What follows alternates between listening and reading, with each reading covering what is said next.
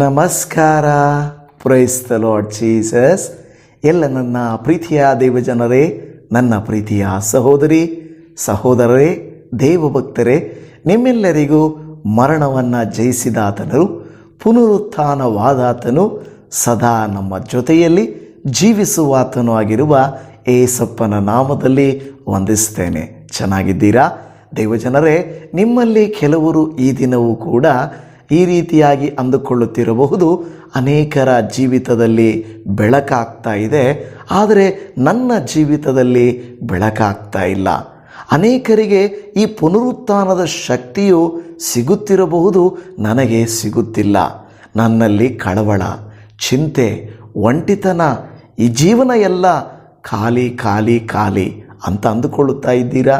ಕರ್ತನು ಈ ದಿನ ನಿಮ್ಮೊಟ್ಟಿಗೆ ಮಾತನಾಡಲಿಕ್ಕೆ ಇಷ್ಟಪಡುತ್ತಾ ಇದ್ದಾರೆ. ಕಾರಣ ಏನು ಗೊತ್ತಾ?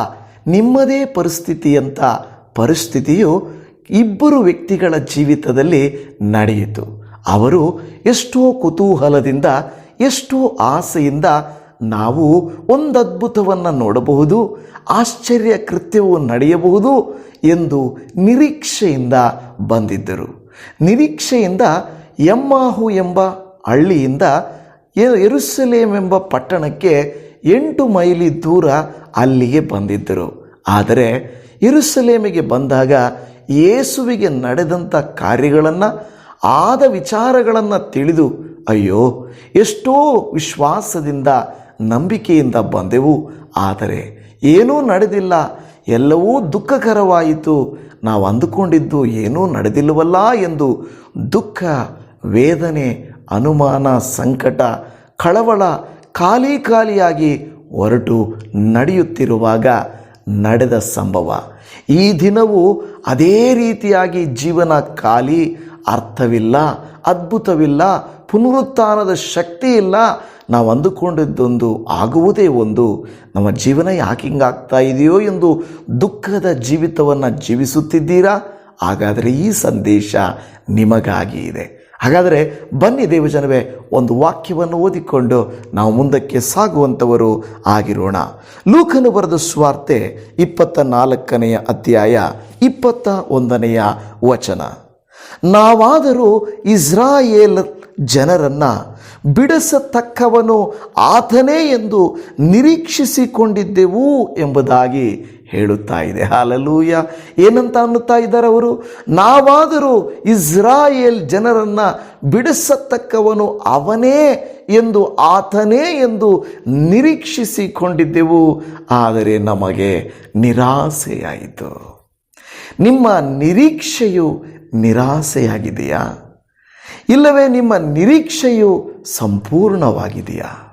ಇಲ್ಲಿ ಮಾತಾಡುತ್ತಿರುವಂಥ ಈ ಇಬ್ಬರು ವ್ಯಕ್ತಿಗಳು ನಾವು ನೋಡುವಾಗ, ಈ ಇಬ್ಬರು ವ್ಯಕ್ತಿಗಳಲ್ಲಿ ಹೇಳುತ್ತಿರುವ ಮಾತು, ಅಯ್ಯೋ, ನಾವು ಅಂದುಕೊಂಡಿದ್ದು ನೆರವೇರಲಿಲ್ಲ, ನಾವು ಅಂದುಕೊಂಡಿದ್ದು ನಡೆಯಲಿಲ್ಲ, ನಾವು ಅಂದುಕೊಂಡಿದ್ದೆವು ನಮ್ಮನ್ನು, ಇಲ್ಲವೇ ಇಸ್ರಾಯೇಲ್ಯರನ್ನು ಬಿಡಿಸತಕ್ಕವನು ಈತನೇ ಎಂದುಕೊಂಡಿದ್ದೆವು. ನನ್ನ ಸಹೋದರಿ, ಇವತ್ತು ಈ ಮಾತಿನ ಮೂಲಕ ದೇವರು ನಿಮ್ಮ ಹೃದಯದ ಕಳವಳ, ಅಪನಂಬಿಕೆ, ಭಯ, ಭವಿಷ್ಯದ ಕುರಿತಾಗಿ, ಚಿಂತೆಯ ಕುರಿತಾಗಿ ದೇವರು ನಿಮ್ಮೊಟ್ಟಿಗೆ ಮಾತನಾಡುತ್ತಾ ಇದ್ದಾರೆ. ನೀವು ಕೂಡ ನನ್ನನ್ನು ಬಿಡಿಸುತ್ತಾನೆಂದು ಯೇಸುವಿನ ಬಳಿಗೆ ಬಂದೆನು, ನನಗದ್ಭುತ ಮಾಡುತ್ತಾನೆಂದು ಆಲಯಕ್ಕೆ ಬಂದೆನು, ನನ್ನ ಜೀವಿತ ಸರಿ ಹೋಗುತ್ತೆ ಎಂದು ನಂಬಿದೆನು, ಆದರೆ ನನ್ನ ನಿರೀಕ್ಷೆ ನಿರಾಸೆಯಾಯಿತು ಎಂದುಕೊಳ್ಳುತ್ತಿದ್ದೀರಾ? ಇವತ್ತು ನಿಮ್ಮ ನಿರೀಕ್ಷೆ ನಿರಾಸೆಯಾಗಿದೆಯಾ? ಹಾಗಾದರೆ ಮುಂದಿನ ವಾಕ್ಯ ಭಾಗವನ್ನು ಧ್ಯಾನಿಸಿ ನೋಡಿರಿ. ದೇವರು ಹೇಗೆ ಅವರ ನಿರಾಸೆಯನ್ನು ನಿರೀಕ್ಷೆಯನ್ನಾಗಿಸಿ ಆ ನಿರೀಕ್ಷೆಯನ್ನು ನೆರವೇರಿಸಿದನು. ನೀವು ನಾನು ಏನು ಮಾಡಬೇಕು? ಹೇಗೆ ದೇವರು ನಮ್ಮ ನಿರಾಸೆಯನ್ನು ನಿರೀಕ್ಷೆಯನ್ನಾಗಿ ಮಾಡಿ ಆ ನಿರೀಕ್ಷೆಯನ್ನು ನೆರವೇರಿಸುತ್ತಾನೆ ಎಂಬುದನ್ನು ವಾಕ್ಯದ ಮೂಲಕವಾಗಿ ನಾವು ಧ್ಯಾನ ಮಾಡಿಕೊಳ್ಳೋಣ. ಸಿದ್ಧ ಇದ್ದೀರಾ ತಾನೇ? ದೇವರೇ ನನ್ನೊಟ್ಟಿಗೆ ಮಾತನಾಡು ಎಂದು ಸಿದ್ಧವಾಗಿರುವುದಾದರೆ ದೇವರಿಗೆ ಒಂದು ಸ್ತೋತ್ರ ಮಾಡಿ ನನ್ನೊಟ್ಟಿಗೆ ಮುಂದಿನ ವಾಕ್ಯಗಳಿಂದ ಮಾತನಾಡು ದೇವ, ನನಗೆ ಸಹಾಯ ಮಾಡು ದೇವ. ಅವರ ಜೀವಿತದಲ್ಲಿ ಹೇಗೆ ಒಂಟಿತನವು, ನಿರಾಸೆಯು, ಭಯವು, ಒಂದು ಕಳವಳವು, ಖಾಲಿಯಾದ ಜೀವಿತವಿತ್ತೋ ಅದೇ ರೀತಿಯಾಗಿ ನನ್ನ ಜೀವಿತವೂ ಇದೆ. ನನ್ನೊಟ್ಟಿಗೆ ನೀನು ಮಾತನಾಡಪ್ಪ ಎಂದು ನೀವು ಪ್ರಾರ್ಥಿಸಿದರೆ, ನಿಮಗೆ ಗೊತ್ತಾ ದೇವಜನವೇ, ಅವರ ಮಧ್ಯದಲ್ಲಿ ಇನ್ನೊಬ್ಬರು ಬರ್ತಾ ಇದ್ದಾರೆ. ಅವರ ಪರಿಸ್ಥಿತಿಯನ್ನು ಗಮನಿಸಿದಂಥ ಇನ್ನೊಬ್ಬ ವ್ಯಕ್ತಿ ಅವರನ್ನು ಸೇರಿಕೊಳ್ತಾ ಇದ್ದಾರೆ. ಬೈಬಲ್ ಈಗಾಗಲೇ ಗೊತ್ತಿದೆ ನಿಮಗೆ ಯಾರಂತ, ಆತನೇ ಯೇಸು. ಆದರೆ ಗಮನಿಸಿರಿ, ಅವರಿಗೆ ಅರ್ಥ ಆಗಲಿಲ್ಲ. ಅದು ನಾವು ಈ ವಾಕ್ಯಗಳನ್ನು ನೋಡುವಾಗ ಯೇಸು ಸ್ವಾಮಿ ಅವರ ದುಃಖವನ್ನು, ಅವರ ನಿರಾಸೆಯನ್ನು, ಅವರ ಖಾಲಿಯಾದಂಥ ನಿರೀಕ್ಷೆಯನ್ನು ಸಂಧಿಸುವುದನ್ನು ನಾವು ಲೂಕನು ಬರೆದ ಸುವಾರ್ತೆ 24ನೇ ಅಧ್ಯಾಯದ 13ರಿಂದ ಇರುವ ವಾಕ್ಯಗಳಿಂದ ಓದಿಕೊಳ್ಳುತ್ತೇವೆ. ನಾನು ಪೂರ್ತಿ ಭಾಗವನ್ನು ಓದುವುದಿಲ್ಲ, ಆದರೆ ನಿಮಗೆ ಮುಖ್ಯವಾಗಿರುವ ವಿಚಾರಗಳನ್ನು ತಿಳಿಸುತ್ತೇನೆ. ಲೂಕನು ಬರೆದ ಸುವಾರ್ತೆ 24ನೇ ಅಧ್ಯಾಯದ 14ನೇ ವಚನದಲ್ಲಿ ಸಂಭವಿಸಿದ ಈ ಎಲ್ಲ ಕಾರ್ಯಗಳ ವಿಷಯವಾಗಿ ಸಂಭಾಷಣೆ ಮಾಡುತ್ತಿದ್ದರು. ಈ ಇಬ್ಬರು ವ್ಯಕ್ತಿಗಳು ಏನು ಮಾಡುತ್ತಿದ್ದಾರೆ, ಯೆರೂಸಲೇಮಿನಿಂದ ಅವರ ಊರಿಗೆ ಹೋಗುತ್ತಿದ್ದಾರೆ. ಅವರು ಬಂದದ್ದು ಏನಕ್ಕೆ? ಒಂದು ದೊಡ್ಡ ಅದ್ಭುತ ನಡೆಯುತ್ತದೆ, ಒಂದು ನಿರೀಕ್ಷೆ ಇತ್ತು. ಅದೇನೆಂದರೆ ಇಸ್ರಾಯೇಲರನ್ನ ಬಿಡಿಸಲಿಕ್ಕೆ ದೇವರು ಕೊನೆಗೆ ಒಬ್ಬರನ್ನು ಕಳುಹಿಸಿದ್ದಾರಪ್ಪ. ನೀವು ನಾನು ಆಲಯಕ್ಕೆ ಬರುವಾಗ, ಉಜ್ಜೀವನ ಕೂಟಕ್ಕೆ ಬರುವಾಗ, ಏನಾದರೂ ಕೆಲಸವನ್ನು ಪ್ರಾರಂಭಿಸುವಾಗ ನಾವು ಹೀಗೆ ಅಂದುಕೊಳ್ಳುತ್ತೇವೆ, ದೇವರು ನನಗಾಗಿ ಏನೋ ಒಂದು ಅದ್ಭುತವನ್ನು ಇಟ್ಟಿದ್ದಾರೆ ಅಂತ ಬರ್ತೀರಲ್ವಾ? ಏನೋ ಒಂದು ಅದ್ಭುತ ಇಟ್ಟಿದ್ದಾರೆ, ನನ್ನ ದೇವರು ನನ್ನನ್ನು ಕೈ ಬಿಡೋದಿಲ್ಲ. ಈ ಪ್ರಾರ್ಥನೆಯಾದರೂ, ಈ ವಿಡಿಯೋ ಆದರೂ, ಈ ಸಾರಿ ಆದರೂ ದೇವರು ನನಗೆ ಉತ್ತರ ಕೊಡ್ತಾರೆ ಅಂತ ನೀವು ಬಂದಿರ್ತೀರಾ. ಆದರೆ ನಿರಾಸೆ ಅಲ್ವಾ? ನಿರಾಸೆ, ಖಾಲಿಯಾದ ಜೀವಿತ. ಇಲ್ಲಿ ನೋಡ್ರಿ, ಒಂದು ಗಮನಿಸಬೇಕು, ಈ ಸಂಭವಿಸಿದ ಎಲ್ಲ ಕಾರ್ಯಗಳ ವಿಷಯವಾಗಿ ಮಾತಾಡಿಕೊಳ್ತಾ ಹೋಗ್ತಾ ಇದ್ದಾರೆ. ಒಬ್ಬರಿಗೊಬ್ಬರು ಮಾತಾಡಿಕೊಳ್ಳುತ್ತಾ ಹೋಗ್ತಾ ಇದ್ದಾರೆ. ಆ ಮಾತಾಡಿಕೊಳ್ಳುತ್ತಾ ಸಂಭಾಷಣೆ ಮಾಡುತ್ತಿದ್ದರೂ, ಆದರೆ ಆ ಮಧ್ಯದಲ್ಲಿ ನಾವು ನೋಡುತ್ತೇವೆ 17ನೇ ವಚನಕ್ಕೆ ಬಂದಾಗ, ಆತನು ಅವರನ್ನು ನೀವು ಮಾರ್ಗದಲ್ಲಿ ಹೋಗುತ್ತಾ ಚರ್ಚಿಸಿ ಮಾತನಾಡಿಕೊಳ್ಳುವ ಈ ಸಂಗತಿಗಳೇನು ಎಂದು ಕೇಳಲು ಅವರು ದುಃಖದ ಮುಖವುಳ್ಳವರಾಗಿ ನಿಂತರು. ಅವರು ದುಃಖದ ಮುಖವುಳ್ಳವರಾಗಿ ನಿಂತರು. ಹಲ್ಲೆಲೂಯ. ಅದರ ಅರ್ಥ, ಆನಂತರ ನೀವು ನೋಡುತ್ತೀವಿ, ಇದೇನಿದು, ಏನು ನಡೀತಾ ಇದೆ ಅಂತ ನಿಮಗೆ ಗೊತ್ತಿಲ್ವಾ? ನೀವು ಹೊಸಬರ? ಏನಪ್ಪ ಲೋಕ ಎಲ್ಲ ತಿಳಿದ ವಿಚಾರ ನಿಮಗೆ ಗೊತ್ತಿಲ್ವಾ ಅನ್ನುವ ರೀತಿಯಲ್ಲಿ ನಿಂತ್ಕೊಂಡು ಬಹಳ ದುಃಖವನ್ನು ತೋರ್ಪಡಿಸ್ತಾ ಇದ್ದಾರೆ. ಯಾರಾದರೂ ನಮ್ಮನ್ನು ಬಂದು ಚೆನ್ನಾಗಿದ್ದೀರಾ ಅಂದರೆ ನಾವು ಕೂಡ ಚೆನ್ನಾಗಿದ್ದೀವಿ ಅಂತಾರೆ ಅಲ್ವಾ? ಆದರೆ ಒಂದು ವೇಳೆ ಏನಪ್ಪ ಈ ಥರ ಯಾಕಪ್ಪ ಅಂದಾಗ ಏನು ಹೇಳ್ತೀರಾ? ನಿಜವಾದ ಅಸಲಿ ನೋವು ನಾವು ಸಭೆಗಳಲ್ಲಿ ಬಂದಾಗ, ಫೋನುಗಳು ಮಾತನಾಡಿದಾಗ, ಕೆಲವು ಸಾರಿ ನಾವು ದಿಢೀರ್ನೆ ಯಾರ ಹತ್ರನೂ ಹೇಳ್ಕೊಳ್ಳೋಕ್ಕೆ ಆಗದೇ ಇರುವ ಸಂಕಟ, ವೇದನೆ, ಒಂಟಿತನ, ಸಾಲಬಾಧೆ, ಹಣದ ಅವಶ್ಯಕತೆ, ಆರೋಗ್ಯದ ಅಗತ್ಯತೆ, ಯಾರ ಹತ್ರ ಹೇಳಿಕೊಳ್ಳೋದು? ಮೇಲ್ಮೇಲಕ್ಕೆ ಚೆನ್ನಾಗಿದ್ದೀವಿ, ಇಲ್ಲ ಚೆನ್ನಾಗಿದ್ದೀವಿ ಅಲ್ವಾ? ಹುಟ್ಟಿದ ಮನೆಗೆ ಹೇಳ್ತಾರೆ, ಹುಟ್ಟಿದ ಮನೆಯವರು ಕೇಳ್ತಾರೆ, ಏನಮ್ಮ ಚೆನ್ನಾಗಿದೆಯಾ? ಚೆನ್ನಾಗಿದ್ದೀನಿ. ಕೆಲಸದ ಹತ್ರ ಕೇಳ್ತಾರೆ, ಮನೆಯಲ್ಲೆಲ್ಲ ಚೆನ್ನಾಗಿದ್ದಾರಾ? ಚೆನ್ನಾಗಿದ್ದಾರೆ. ಮಕ್ಕಳೆಲ್ಲ ಚೆನ್ನಾಗಿದ್ದಾರಾ? ಚೆನ್ನಾಗಿದ್ದಾರೆ. ಏನು? ಚೆನ್ನಾಗಿದ್ದಾರೆ. ಒಂದು ವೇಳೆ ಯಾರು ಕ್ಲೋಸ್ ಆಗಿರ್ತಾರೋ, ಏನಾಯ್ತಮ್ಮ ಮುಖ ಒಂಥರ ಇದೆ, ಯಾಕೆ ಅಂದಾಗ ಏನು ಹೇಳ್ತೀರಾ? ಮಕ್ಕಳಿಗೆ ಫೀಸ್ ಕಟ್ಟಿಲ್ಲ, ಇನ್ನು ಸ್ಕೂಲ್ಗಳು ಸ್ಟಾರ್ಟ್ ಆಗ್ತವೆ, ದುಡ್ಡಿಲ್ಲ, ಸಾಲ ಕಟ್ಟಿಲ್ಲ, ಬಡ್ಡಿ ಕಟ್ಟಿಲ್ಲ, ಸಂಘ ಕಟ್ಟಿಲ್ಲ, EMI ಕಟ್ಟಿಲ್ಲ, ಆರೋಗ್ಯನೇ ಸರಿ ಇಲ್ಲ, ಅಂದುಕೊಂಡದ್ದು ನಡೀತಾ ಇಲ್ಲ. ಹೀಗೆ ಯಾರಾದರೂ ನಮ್ಮ ಹತ್ರ ಮಾತಾಡಿದರೆ ನಮ್ಮ ನೋವನ್ನೆಲ್ಲ ಹೇಳ್ತೇವೆ. ಏನು ಮಾಡೋದು, ಈ ಥರ ಇದೆ, ಈ ಥರ ಇದೆ, ಈ ಥರ ಇದೆ. ಅವರು ಹೇಳುವಾಗ ನಗುತ್ತಾ ಹೇಳಲ್ಲ, ನಿರೀಕ್ಷೆಯಿಂದ ಹೇಳಲ್ಲ, ದುಃಖದ ಮುಖವುಳ್ಳವರಾಗಿ ಹೇಳುತ್ತಾ ಇರ್ತಾರೆ. ನಿಮ್ಮಲ್ಲಿ ಕೂಡ ಇದ್ದಿರಲ್ವ ಸಹೋದರಿ ಸಹೋದರರೇ? ನಿಮಗೆ ಬಹಳ ನೊಂದುಕೊಳ್ಳುವ ನೋವಿನ ಸಂಗತಿ ಇದೆಯಾ? ನಿಮಗೆ ಹೇಳ್ಕೊಳ್ಳೋಕ್ಕೆ ಯಾರೂ ಇಲ್ವಾ? ದಯಮಾಡಿ ನನಗೆ ಕಾಲ್ ಮಾಡಿ. ನಿಮ್ಮ ಒಬ್ಬ ಸಹೋದರನೆಂದು, ನಿಮ್ಮ ಪಾಸ್ಟ್ರೆಂದು ನೆನೆಸ್ಕೊಂಡು ನನಗೆ ಕಾಲ್ ಮಾಡಿ. ಬ್ಯುಸಿ ಇದ್ದಾಗ ನಾನು ಕೂಡ ಮಾತಾಡೋಕ್ಕಾಗಲ್ಲ, ಕ್ಷಮೆ ಇರಲಿ. ಆದರೆ ಫ್ರೀ ಇದ್ದರೆ ಖಂಡಿತವಾಗಿ ನಿಮ್ಮೊಟ್ಟಿಗೆ ಮಾತನಾಡ್ತೇನೆ. ಯಾಕೆಂದರೆ ನೋವುಗಳನ್ನು ಹಂಚಿಕೊಳ್ಳುವಾಗ ಮಾತ್ರವಲ್ಲ, ಅದನ್ನು ನಾವು ಇಬ್ಬರು ಸೇರಿ ಪ್ರಾರ್ಥಿಸುವಾಗ ದೇವರು ಉತ್ತರಿಸುತ್ತಾರೆ. ನಮ್ಮಿಬ್ಬರ ಮಧ್ಯದಲ್ಲಿ, ಅಂದರೆ ಸಹೋದರಿ, ಹಿರಿಯರೇ, ದೇವಭಕ್ತರೇ, ನೀವು ನಾನು ಫೋನಲ್ಲಾಗಲಿ ಯಾರಾದರಾಗಲಿ ಇಬ್ಬರು ನಾವು ಮಾತಾಡ್ತಾ ಇರುವಾಗ ಮೂರನೆಯವನಾಗಿ ನಮ್ಮ ಕರ್ತನು ಬಂದು ಅದನ್ನು ಕೇಳಿಸಿಕೊಳ್ಳುತ್ತಾನೆ, ಉತ್ತರಿಸುತ್ತಾನೆಂದು ನಂಬೋಣ. ಕರ್ತನು ಖಂಡಿತವಾಗಿ ನಿಮಗೆ ಉತ್ತರ ಕೊಡುತ್ತಾರೆ. ನಾವು ಮಧ್ಯೆ ಅದು ದಿನದಲ್ಲಿ ಸಮಯ ಇದ್ದಾಗ ನೀವು ಕರೆ ಮಾಡಿರಿ, ಮಾತಾಡೋಣ. ಒಂದು ಸಾರಿ ನೀವು ಹೇಳಿದರೆ ಮತ್ತೆ ನೀವು ಅದನ್ನು ರಿಪೀಟ್ ಮಾಡೋಕ್ಕೆ ಹೋಗಬೇಡಿ. ನೆಕ್ಸ್ಟ್ ಟೈಮ್ ಫೋನ್ ಮಾಡಿದಾಗ ನಿಮ್ಗೆ ಗೊತ್ತಲ್ವ ಬಸ್ಟ್ರೆ, ನಾನು ಹಂಗೆ ಬಸ್ಟ್ರೆ ಹಿಂಗೆ ಬಸ್ಟ್ರೆ ಅಂತ ಹೇಳ್ಬೇಡ್ರಿ. ಒಂದು ಸಾರಿ ನೋವನ್ನು ಹೇಳ್ಕೊಳ್ರಿ, ಆನಂತರ ಅಪ್ಡೇಟ್ ಕೊಡ್ತಾ ಇರ್ರಿ. ನಾವು ಪ್ರಾರ್ಥಿಸೋಣ, ನಾವು ನಿಮಗಾಗಿದ್ದೀವಿ. ಬರುವ ದಿನಮಾನಗಳಲ್ಲಿ ಒಂದು ಟೀಮನ್ನು ರೆಡಿ ಮಾಡಿ, ನಿಮ್ಮ ಕಷ್ಟಗಳನ್ನು, ನಿಮ್ಮ ಹತ್ರದಿಂದ ನಮಗೆ ಹಣ ಬೇಡ, ನಿಮ್ಮ ಹತ್ರದಿಂದ ನಮಗೆ ಕಾಣಿಕೆಗಳನ್ನು ನಾವು ಎದುರು ನೋಡುತ್ತಾ ಇಲ್ಲ.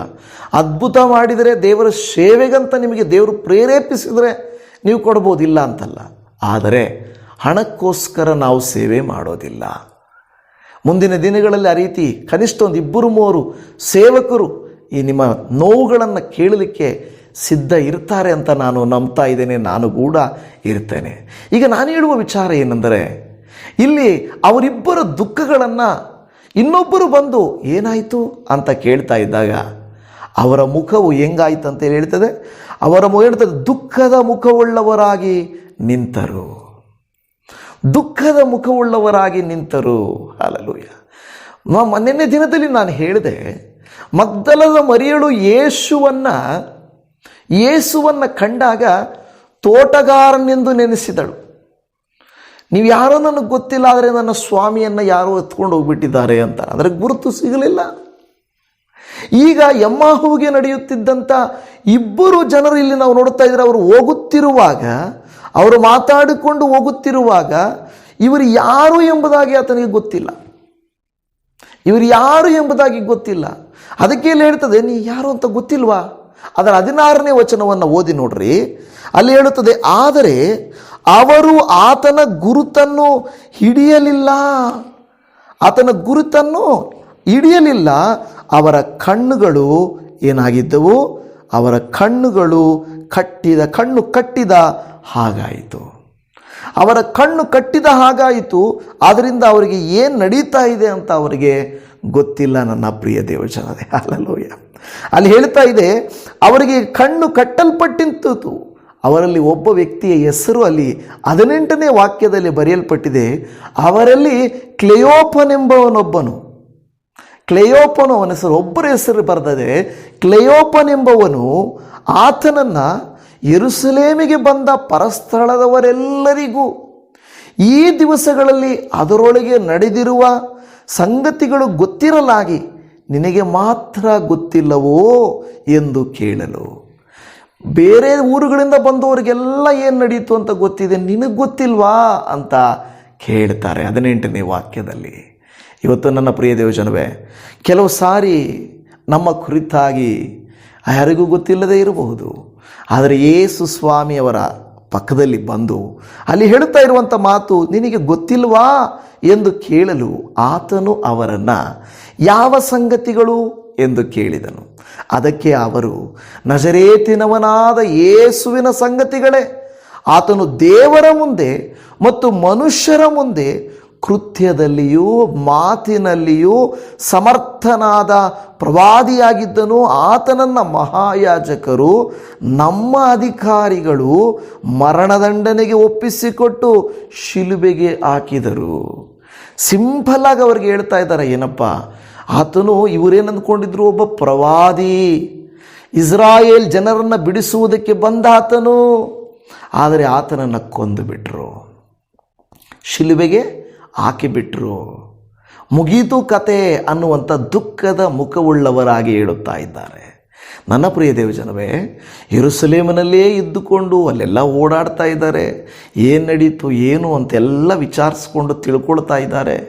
ಆದರೆ 3 ದಿನ ಆದ ಮೇಲೆ ಅವರು ದುಃಖದ ಮುಖವುಳ್ಳವರಾಗಿ ಹಿಂತಿರುಗಿ ಹೋಗ್ತಾ ಇದ್ದಾರೆ.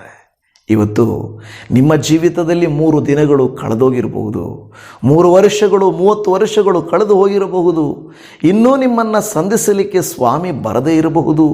ನಿಮ್ಮ ಮುಖವು ದುಃಖದಿಂದ ಕೂಡಿರಬಹುದು, ನಿರಾಸೆಯಿಂದ ಕೂಡಿರಬಹುದು. ನೀವು ಅಂದುಕೊಂಡದ್ದು ನಡೆಯದೇ ಇರಬಹುದು. ಇಸ್ರಾಯೇಲರನ್ನ ಬಿಡಿಸತಕ್ಕವನು ಆತನೇ ಅಂದುಕೊಂಡಿದ್ದೆವು, ಯೇಸುವಾದರೂ ನನ್ನನ್ನು ಬಿಡಿಸ್ತಾರೆ ಅಂತ ಅದನ್ನು ಬಿಟ್ಟು ಬಂದೆ, ಅವರನ್ನು ಬಿಟ್ಟು ಬಂದೆ, ಇದನ್ನು ಬಿಟ್ಟು ಬಂದೆ. ಆದರೆ ಇಲ್ಲಿ ಬಂದರೂ ಇನ್ನೂ ನನಗೆ ಅದ್ಭುತ ನಡೆದಿಲ್ಲ ಎಂದು ಕಾಯುತ್ತಿರುವ ಸಹೋದರಿಯೇ, ಸಹೋದರನೇ, ನಿನಗೇ ಇವತ್ತು ದೇವರ ಮಾತು ಮಾತನಾಡುತ್ತಾ ಇದೆ. ಯೇಸು ಸ್ವಾಮಿ ಅನೇಕ ಸಾರಿ ನಿಮ್ಮ ಜೊತೆಯಲ್ಲಿ ಬಂದು ನಿಮ್ಮನ್ನು ವಾಕ್ಯದಿಂದಲೂ ನಿಮ್ಮನ್ನು ಸೇವಕರಿಂದಲೂ ವಿಶ್ವಾಸಿಗಳಿಂದಲೂ ಉತ್ತೇಜಿಸಿದಾಗಲೂ ನಿಮ್ಮ ಕಣ್ಣುಗಳು ಕಟ್ಟಲ್ಪಟ್ಟಿವೆ. ನಿಮ್ಮ ಕಣ್ಣುಗಳು ಕಟ್ಟಲ್ಪಟ್ಟಿರುವ ಕಾರಣ ನಿಮ್ಮೊಟ್ಟಿಗೆ ದೇವರ ವಾಕ್ಯ ಮಾತನಾಡಿದರೂ ಬಲಪಡಿಸಿದರೂ ನಿಮಗೆ ಧೈರ್ಯ ಸಾಕಾಗ್ತಾ ಇಲ್ಲ. ಒಂದೊಂದು ಸಾರಿ ದೇವರ ವಾಕ್ಯ ಚುಚ್ಚಿ ಮಾತಾಡುತ್ತೆ, ಮಗಳೇ ಯಾಕೆ ಅಧೈರ್ಯ ಪಡ್ತೀಯ, ಮಗನೇ ಯಾಕೆ ಚಿಂತೆ ಮಾಡ್ತೀಯ, ಯಾಕೆ ಎಂದು ಕೇಳುವಾಗ ನಾವು ಆ ಕ್ಷಣಕ್ಕೆ ಹೌದು ದೇವರೇ ನಿಜ ನೀನು ಮಾತಾಡ್ತಾ ಇದೆಯಪ್ಪ ಅನಿಸುತ್ತೆ. ಆದರೆ ಮತ್ತೆ ಅದೇ ನಮ್ಮ ಜೀವಿತ, ಅದೇ ದುಃಖ, ಅದೇ ನಿರಾಸೆಯಲ್ಲಿ ನಾವು ಹೋಗ್ತಾ ಇರುತ್ತೇವೆ ಅಲ್ವಾ? ನಿರಾಸೆಯಲ್ಲಿ ಹೋಗ್ತಾ ಇರ್ತೇವೆ. ಇಂತಹ ಸಂದರ್ಭದಲ್ಲಿ ನಾವು ನೋಡುತ್ತಾ ಇದ್ದೇವೆ, ಒಂದು ಕಾರ್ಯವನ್ನು ಯೇಸು ಸ್ವಾಮಿ ಮಾಡಿದ ಕೃತ್ಯ ಏನು ಗೊತ್ತಾ? ಲೂಕನು ಬರೆದ ಸುವಾರ್ತೆ 24ರಲ್ಲಿ ಅದರ 27ನೇ ವಚನಕ್ಕೆ ಬಂದಾಗ ಅಲ್ಲಿ ಹೇಳುತ್ತದೆ, ಮೋಶೆಯ ಮತ್ತು ಎಲ್ಲ ಪ್ರವಾದಿಗಳ ಗ್ರಂಥಗಳು ಮೊದಲುಗೊಂಡು ಸಮಸ್ತ ಗ್ರಂಥಗಳಲ್ಲಿ ತನ್ನ ವಿಷಯವಾಗಿರುವ ಸೂಚನೆಗಳನ್ನು ಅವರಿಗೆ ವಿವರಿಸಿದನು. ಯೇಸು ಸ್ವಾಮಿ ತಾನು ಯಾರು ಅಂತ ಹೇಳಲಿಲ್ಲ, ಆದರೆ ಎಲ್ಲವನ್ನ ವಿವರಿಸಿದನು. ಇವತ್ತು ಸೇವಕರು ನಾವು ನಿಮಗೆ ಮಾಡುವಂಥ ಕೃತ್ಯ ಏನು ಗೊತ್ತಾ? ವಾಕ್ಯಗಳಲ್ಲಿ ದೇವರ ಕಾರ್ಯದ ಬಗ್ಗೆ, ನಿರೀಕ್ಷೆಯ ಬಗ್ಗೆ, ನಿಮ್ಮ ಭವಿಷ್ಯದ ಬಗ್ಗೆ, ದೇವರ ವಾಗ್ದಾನದ ಬಗ್ಗೆ, ದೇವರ ವಾಕ್ಯ ಏನು ಹೇಳಿದೆ ಎಂಬುದನ್ನು ವಿವರಿಸುವುದು ಮಾತ್ರ ನಮ್ಮ ಕೆಲಸ. ಆತನು ಏನು ಹೇಳಲಿಲ್ಲ. ಅವರಲ್ಲಿದ್ದ ಪ್ರಶ್ನೆಗಳಿಗೆ ಮೊದಲಿನಿಂದ ಹಿಡಿದು ವಾಕ್ಯಗಳನ್ನು ನಮಗೆ ಓದಲಿಕ್ಕೆ ಸಮಯ ಇಲ್ಲ. ಅನೇಕ ವಾಕ್ಯಗಳನ್ನು ಯೇಸು ಸ್ವಾಮಿ ಹೇಳಿದರು, ಅದರ ವಿವರ ಇಲ್ಲಿ ಮಾತ್ರ ನಮಗೆ ಗೊತ್ತಾಗ್ತಾ ಇದೆ.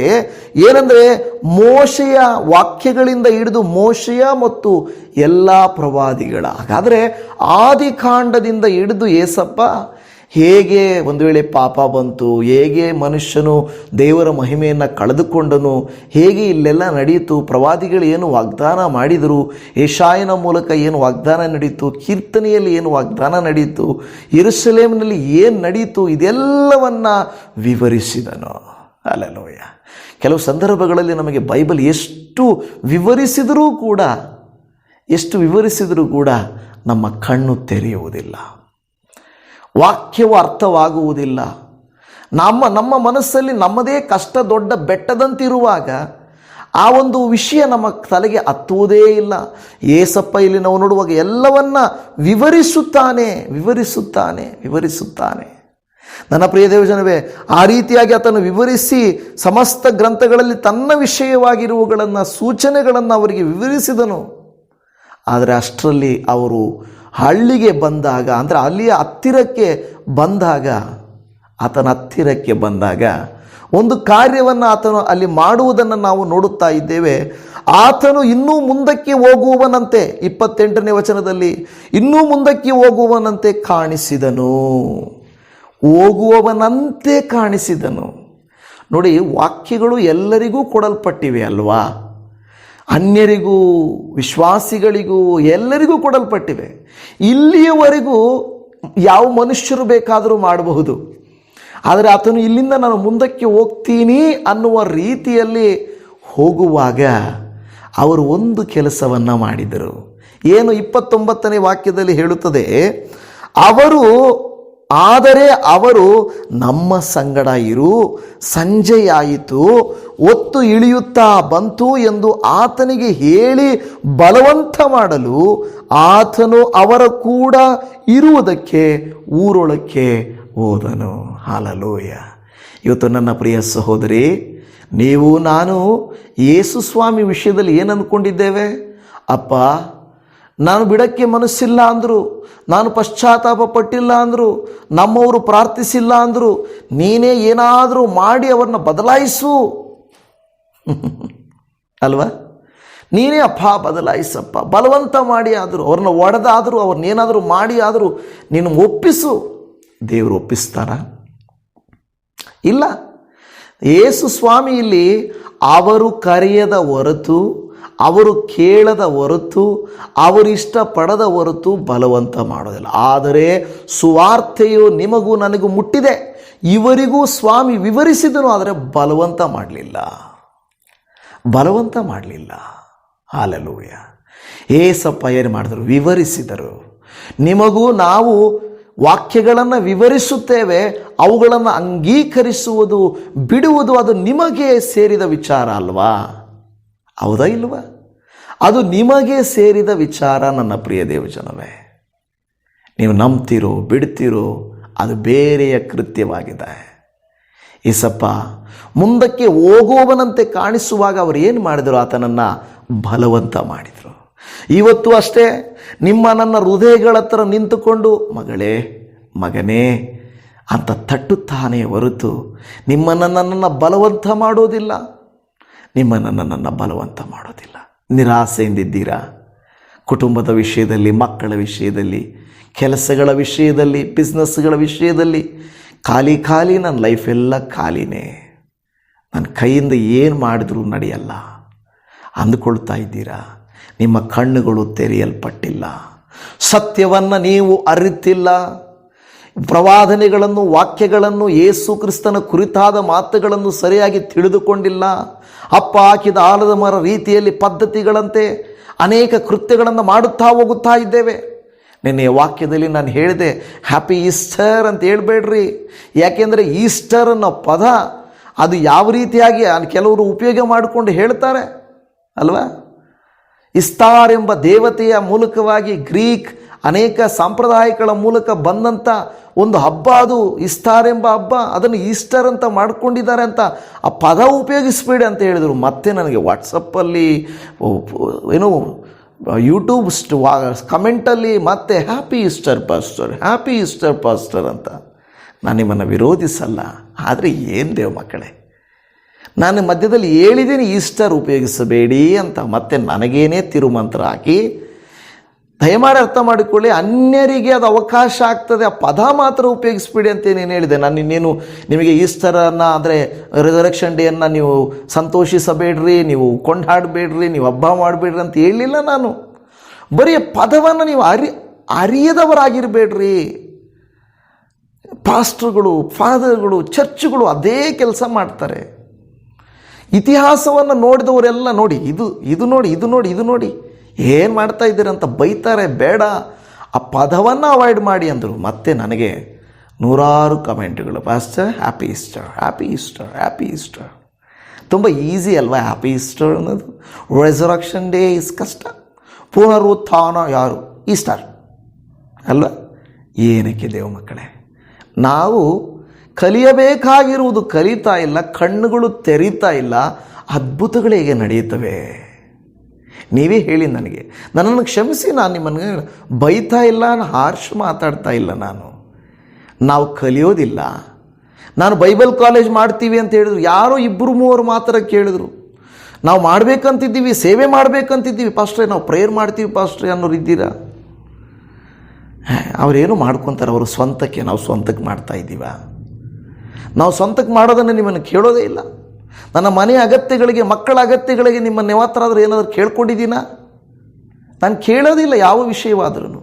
ನಾನು ಹೇಳೋದು, ಸೇವೆ ವಿಷಯ ಬಂದಾಗ ಆಳವಾದ ರಹಸ್ಯಗಳನ್ನು ತಿಳ್ಕೊಳ್ರಿ, ಬರ್ಕೊಳ್ರಿ, ಕಲೀರಿ, ಬಿಡಬೇಡ್ರಿ ಅಂತ ಹೇಳಿದರು. ನಿಮ್ಮ ಕಣ್ಣುಗಳು ತೆರೆಯಲಿಲ್ವಾ? ಇಲ್ಲಿ ನಾವು ನೋಡ್ತಾ ಇದ್ದೀವಿ, ಏಸಪ್ಪ ಅಲ್ಲಿ ಹೇಳ್ತದೆ, ಅವರು ಆತನ ಸಂಗಡ ಬಂದನು ಬಲವಂತ ಮಾಡಲು ಬಂದರು. ಹಲ್ಲೆಲೂಯಾ. ಬಲವಂತ ಮಾಡಲು ಆತನು ಬಂದು ಅವರ ಸಂಗಡ ಇದ್ದನು, ಅವರ ಊರೊಳಕ್ಕೆ ಹೋದನು, ಅವ್ರ ಜೊತೆಯಲ್ಲಿ ಹೋದನು. ಆಮೇಲೆ ಏನು ನಡೆಯಿತು ಅಂತ ನೋಡಿದರೆ 30ನೇ ವಾಕ್ಯಕ್ಕೆ ನೋಡುವಾಗ, ಆತನು ಅವರ ಸಂಗಡ ಊಟಕ್ಕೆ ಕೂತುಕೊಂಡಾಗ ರೊಟ್ಟಿಯನ್ನು ತೆಗೆದುಕೊಂಡು ದೇವರ ಸ್ತೋತ್ರ ಮಾಡಿ ಮುರಿದು ಅವರಿಗೆ ಕೊಡುತ್ತಿರಲಾಗಿ ಅವರ ಕಣ್ಣುಗಳು ತೆರೆದವು, ಅವರು ಆತನನ್ನು ಗುರುತು ಹಿಡಿದರು, ಆತನ ಗುರುತನ್ನು ಹಿಡಿದರು. ಹಲ್ಲೆಲೂಯಾ. ನನ್ನ ಪ್ರಿಯ ದೇವಜನ, ರೊಟ್ಟಿ ಮುರಿದಾಗ ಇದುವರೆಗೂ ಮಂಕಾಗಿದ್ದ ಅವರು, ಇದೇನಪ್ಪ ಇದು ಯಾರಿದು? ಇದು ಯೇಸುವು ತಾನೇ, ಆತನು ತಾನೇ ಹೀಗೆ ರೊಟ್ಟಿ ಮುರಿಯುವುದು. ನೋಡಿದ್ರ, ಅವರ ಕಣ್ಣುಗಳು ತೆರೆದವು. ಕೆಲವು ಮುರಿದ್ರೇನೆ, ಕೆಲವು ಶಾಪಗಳು ಮುರಿದ್ರೇನೆ, ಕೆಲವು ರೂಢಿಗಳು ಬಿಟ್ಟರೇನೆ, ಕೆಲವು ಪಾಪಗಳನ್ನು ತಿರಸ್ಕರಿಸಿದ್ರೇನೆ ನಿಮ್ಮ ಕಣ್ಣುಗಳು ತೆರೆಯುವುದು. ಕ್ಷಮಿಸದೆ ಹೋದರೆ, ವಾಕ್ಯಗಳಂತೆ ನಡೆಯದೆ ಹೋದರೆ, ವಾಕ್ಯಗಳನ್ನು ಅರ್ಥ ಮಾಡಿಕೊಳ್ಳದೆ ಹೋದರೆ, ಯೇಸುವನ್ನು ನಾವು ಅಂಗೀಕರಿಸಿ ಬಲವಂತ ಮಾಡಿ, ಬನ್ನಿ ಸ್ವಾಮಿ ನನ್ನ ಜೀವಿತದಲ್ಲಿ, ನನ್ನ ಜೀವಿತಕ್ಕೆ ಬನ್ನಿ, ನನ್ನ ಮನೆಗೆ ಬನ್ನಿ, ನನ್ನ ಕುಟುಂಬಕ್ಕೆ ಬನ್ನಿ ಎಂದು ನೀವು ಕರೆದ್ರೇನೆ ಆತನು ಬರುತ್ತಾನೆ, ನಿಮ್ಮ ಕಣ್ಣುಗಳನ್ನು ತೆರೆಯ ಮಾಡುತ್ತಾನೆ. ಸೈತಾನನು, ಲೋಕವು, ಲೋಕದ ರೀತಿ ನೀತಿಗಳು ನಿಮ್ಮ ಕಣ್ಣುಗಳನ್ನು ಕಟ್ಟಿರಬಹುದು. ನೀವು ಚೆನ್ನಾಗಿ ಜೀವನ ಮಾಡಬೇಕು, ಮುಂದಕ್ಕೆ ಹೋಗಬೇಕು ಅಂತ ನೀವು ಅಂದುಕೊಂಡಿರಬಹುದು. ಆದರೆ ನಿಮ್ಮ ಜೀವಿತ ಕಟ್ಟಲ್ಪಟ್ಟಿದೆ, ಕಣ್ಣುಗಳು ಕಟ್ಟಲ್ಪಟ್ಟಿದೆ.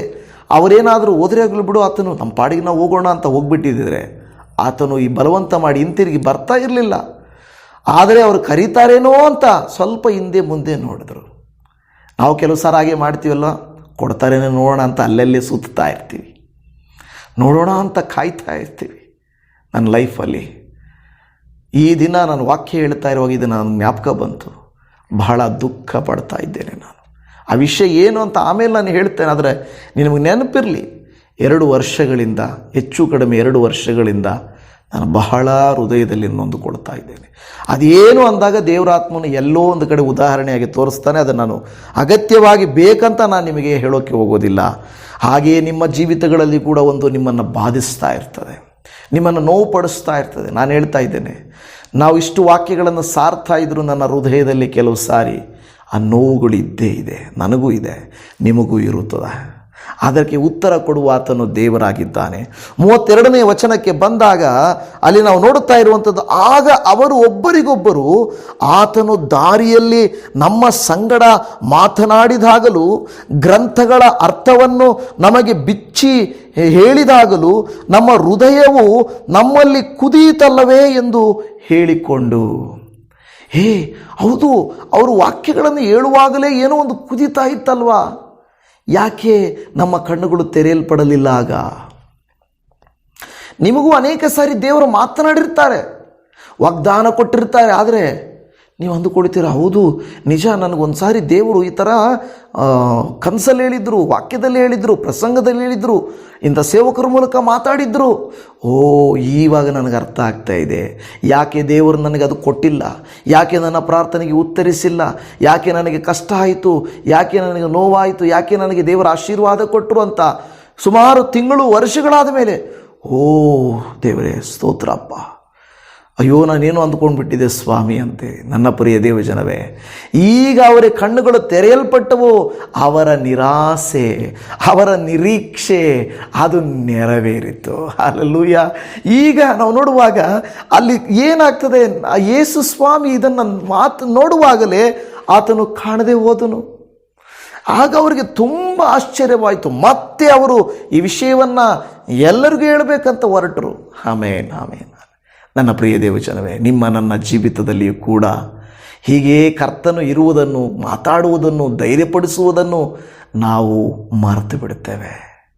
ನಾವು ಮಾಡಬೇಕಾಗಿರೋ ಕಾರ್ಯ ಏನಂದರೆ, ನಾವು ಯೇಸುವನ್ನು ಹುಡುಕಿಕೊಂಡು ಹೋಗಬೇಕು. ಅಂದರೆ ಹುಡುಕೊಂಡು ಹೋಗ್ಬೇಕಂದ್ರೆ ಎಲ್ಲರೂ ನದಿಗಳಿಗೂ ದೇವಸ್ಥಾನಗಳಿಗೂ ಹೋದಂಗಲ್ಲ. ಆ ಒಂದು ವಾಂಛೆ, ಅಂದರೆ ಆ ಒಂದು ದಾಹ ನಮ್ಮಲ್ಲಿರಬೇಕು. ಕರ್ತನನ್ನು ಹುಡುಕಬೇಕು. ಯಾರು ಹುಡುಕುವಾರೋ ಅವರು ಕಂಡುಕೊಳ್ಳುವರು.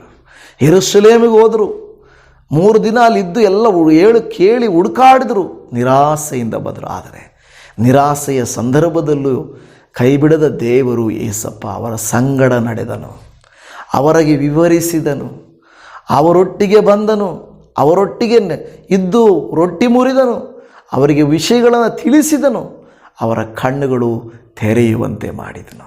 ಇವತ್ತು ಏಸಪ್ಪ ಖಂಡಿತವಾಗಿ ನಿಮ್ಮನ್ನು ಕೈ ಬಿಡುವುದಿಲ್ಲ. ನಿಮ್ಮ ನಿರಾಸೆಯನ್ನು ನಿರೀಕ್ಷೆಯನ್ನಾಗಿ, ಆ ನಿರೀಕ್ಷೆಯನ್ನು ನೆರವೇರಿಸುವವನಾಗಿರುವಂಥ ಕರ್ತನಿದ್ದಾನೆ. ದಯಮಾಡಿ ನೀವು ಬೇಸರ ಮಾಡಿಕೊಳ್ಳಬೇಡ್ರಿ. ಅವರ ದುಃಖವು ಹೋಯಿತು. ಅವರು ಸಂತೋಷಪಟ್ಟರು, ಅವರು ಉಲ್ಲಾಸಪಟ್ಟರು.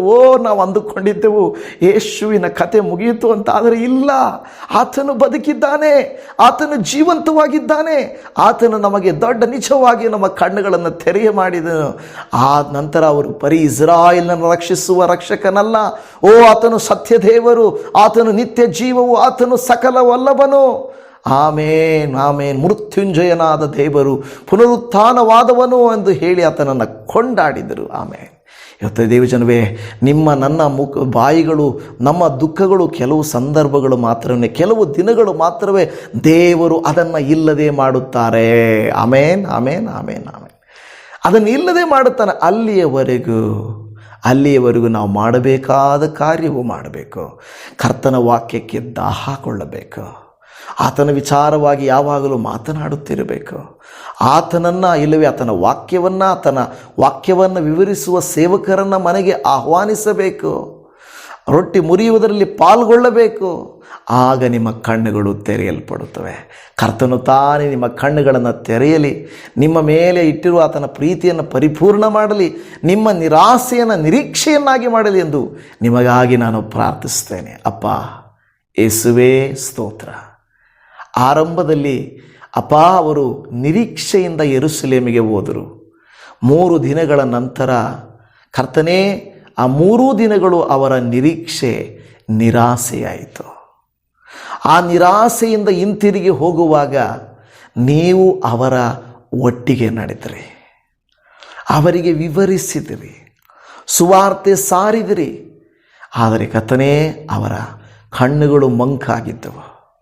ನೀವು ಯಾವಾಗ ಕರ್ತನೇ ನಿಮ್ಮನ್ನು ಬಲವಂತ ಮಾಡಿ ಕರೆದರು, ಯಾವಾಗ ಅವರ ಮನೆಗಳಿಗೆ ಸೇರಿಸಿಕೊಂಡರು, ಯಾವಾಗ ಅವರು ರೊಟ್ಟಿ ಮುರಿಯುವುದರಲ್ಲಿ ಪಾಲ್ಗೊಂಡರು, ಅವರ ಕಣ್ಣುಗಳು ತೆರೆದವು. ಸ್ತೋತ್ರ ಏಸಪ್ಪ. ಇವತ್ತು ನಾನು ಬೇಡುತ್ತೇನೆ, ಈ ದೇವ ಮಕ್ಕಳ ಕಣ್ಣುಗಳು ತೆರೆಯಲ್ಪಡಲಿ. ಕಾಣದ ರಹಸ್ಯಗಳನ್ನು, ತಿಳಿಯದ ಬೈಬಲ್ ಗೂಢಾರ್ಥಗಳನ್ನು, ಸತ್ಯಗಳನ್ನು, ಸತ್ಯದೇವರ ವಿಚಾರವಾದ ಕಾರ್ಯಗಳನ್ನು ಅರಿತುಕೊಳ್ಳಲಿ ಯೇಸುವಿನ ನಾಮದಲ್ಲಿ. Thank you Lord. ಇವರ ಕಣ್ಣುಗಳು ತೆರೆಯಲ್ಪಡಲಿ. ಮನುಷ್ಯರ ಮಾತುಗಳು, ಇವರು ಹೇಳಿದ ಮಾತುಗಳು, ಆ ಯೆರೂಸಲೇಮಿನಲ್ಲಿ ಹೇಳಿದರು, ಮುಗೀತು ಯೇಸುವಿನ ಕತೆ ಅಂದರು. ಇವರಿಗೆ ದುಃಖವಾಯಿತು, ಅಯ್ಯೋ ಅಂದುಕೊಂಡರು. ಆದರೆ ಅವರ ನಿರಾಸೆಯು ನಿರೀಕ್ಷೆಯು ಯೇಸುವನ್ನು ನೋಡುವಂಥ ನೆರವೇರಿಕೆಯನ್ನು ನಾವು ನೋಡಿದ್ದೇವಪ್ಪ. ಸ್ತೋತ್ರ ಯೇಸಪ್ಪ. ಹಾಗೆಯೇ ಅಪ್ಪ, ನನ್ನ ಈ ಸಹೋದರಿಯ ಜೀವಿತದಲ್ಲಿ, ನನ್ನ ಈ ಸಹೋದರನ ಹಿರಿಯರ ಜೀವಿತದಲ್ಲಿ, ಯವ್ವನಸ್ಥರ ಜೀವಿತದಲ್ಲಿ, ಮಕ್ಕಳ ಜೀವಿತದಲ್ಲಿ, ಇವರ ಕುಟುಂಬದ ಜೀವಿತದಲ್ಲಿ, amen. Thank you Lord Jesus. ನೀವು ತಾನೇ ಒಂದು ಅದ್ಭುತವನ್ನು ಮಾಡಿರಿ ಅಯ್ಯ, ಒಂದು ಒಳ್ಳೆಯ ಕಾರ್ಯವನ್ನು ಮಾಡಿರಿ ಅಯ್ಯ. ಇವರ ಜೀವಿತಗಳನ್ನು ಆಮೇನ್, ಹಾಲೆಲೂಯ, ಸ್ತೋತ್ರ ಅಪ್ಪ. ನೊಂದುಕೊಂಡು ಅಳುವ, ದುಃಖ ಪಡುವ ದೇವ ಮಕ್ಕಳನ್ನು ಅಪ್ಪ, ನನ್ನ ಜೀವಿತ ಖಾಲಿಯಾಗಿದೆ, ತುಂಬ ನಿರಾಸೆ ಆಗಿದೆ ಅಪ್ಪ. ಎಷ್ಟು ನಿರೀಕ್ಷಿಸಿದರೂ ಆಶೀರ್ವಾದ ಕಾಣ್ತಾ ಇಲ್ಲ. ದಯಮಾಡಿ ನನಗೆ ಸಹಾಯ ಮಾಡಿರಿ ಅಪ್ಪ ಎಂದು ಅಪ್ಪ, ನನ್ನ ಹೃದಯ ತೆರೆಯಿರಿ, ನನ್ನ ಕಣ್ಣುಗಳನ್ನು ತೆರೆಯಿರಿ, ನನ್ನೊಟ್ಟಿಗೆ ಬನ್ನಿ, ನನ್ನ ಮನೆಗೆ ಬನ್ನಿ ಅಪ್ಪ, ನನ್ನೊಟ್ಟಿಗೆ ಊಟ ಮಾಡಿರಿ ಅಪ್ಪ, ನನ್ನನ್ನು ಕರುಣಿಸಿರಿ ಅಪ್ಪ ಎಂದು ಬೇಡಿಕೊಳ್ಳುತ್ತಿರುವಂಥ ಎಲ್ಲ ಸಹೋದರಿಯರನ್ನು, ಇವರ ಕುಟುಂಬವನ್ನು, ಈ ವಾಕ್ಯವನ್ನು ಇದುವರೆಗೂ ಆಲಿಸಿದ ಈ ದೇವ ಮಕ್ಕಳ ಜೀವಿತಗಳನ್ನು ಆಶೀರ್ವದಿಸು ಎಂದು ಬೇಡಿಕೊಳ್ಳುತ್ತಾ ಇದ್ದೇನೆ. Thank you Lord. ಖಂಡಿತ ನೀನು ಕಾರ್ಯ ಮಾಡ್ತೀಯಪ್ಪ. ತಡವಾಗಬಹುದು, ಆದರೆ ನೀನು ನಮ್ಮನ್ನು ಕೈ ಬಿಡುವುದಿಲ್ಲ. ನಮ್ಮ ಜೊತೆಗೆ ನಡೆಯುವ ಆತನು, ನಮ್ಮ ಕಣ್ಣುಗಳನ್ನು ತೆರೆಯುವಂತೆ ಮಾಡುವ ಆತನು, ನಮ್ಮೊಟ್ಟಿಗೆ ಊಟ ಮಾಡುವ ಆತನು, ನಮ್ಮ ಜೀವಿತಗಳನ್ನು ರೂಪಾಂತರ ಪಡಿಸುವ ಆತನು, ನಮ್ಮನ್ನು ಸಂತುಷ್ಟಿಪಡಿಸುವ ಆತನೇ ನಿನಗೆ ಸ್ತೋತ್ರ. ನಮ್ಮ ಮೊರೆಯನ್ನು ಆಲಿಸಿದ್ದಕ್ಕಾಗಿ ವಂದನೆಯಪ್ಪ. ಇವರ ಜೀವಿತದಲ್ಲಿ ಏನು ಖಾಲಿಯಾಗಿ ನಿರೀಕ್ಷೆಯಾಗಿ ನಿರಾಸೆಯಾಗಿದೆಯೋ, ಸಾಲದ ವಿಷಯದಲ್ಲಿ, ಹಣದ ವಿಷಯದಲ್ಲಿ, ಆರೋಗ್ಯದ ವಿಷಯದಲ್ಲಿ, ಕುಟುಂಬದ ವಿಷಯದಲ್ಲಿ, ಮಕ್ಕಳ ವಿಷಯದಲ್ಲಿ, ಅವರು ಮಾಡುವ ವ್ಯಾಪಾರದ ವಿಷಯದಲ್ಲಿ, ಕೆಲಸದ ವಿಷಯದಲ್ಲಿ, ಕಾಯುತ್ತಿರುವ ವಿಷಯದಲ್ಲಿ, ಗರ್ಭಫಲದ ವಿಷಯದಲ್ಲಿ, ಮದುವೆ ವಿಷಯದಲ್ಲಿ, ಮಕ್ಕಳ ವಿದ್ಯಾಭ್ಯಾಸದ ವಿಷಯದಲ್ಲಿ. ಸ್ತೋತ್ರ, ಆಮೇನ್. ಕೆಟ್ಟವರು ಅಪ್ಪ, ಕೆಟ್ಟ ರೂಢಿಗಳಲ್ಲಿರುವಂಥವರು, ಅನೈತಿಕ ಕಾರ್ಯಗಳಲ್ಲಿರುವಂಥವರು ಎಲ್ಲರೂ ಯೇಸುವಿನ ಕಡೆಗೆ ತಿರುಗಿಕೊಳ್ಳುವಂತೆ ಇವರನ್ನು ಮಂಕು ಮಾಡಿರುವ, ಇವರ ಕುಟುಂಬವನ್ನು ಮಂಕು ಮಾಡಿರುವಂಥ ಪ್ರತಿ ಕೃತ್ಯಗಳು ಯೇಸುವಿನ ರಕ್ತದಲ್ಲಿ ತೊಳೆಯಲ್ಪಡಲಿ. ಇವರ ಜೀವಿತವು ಆಮೇನ್ ಆಮೇನ್ ಹೊಸ ರೂಪಾಂತರಗೊಳ್ಳಲಿ.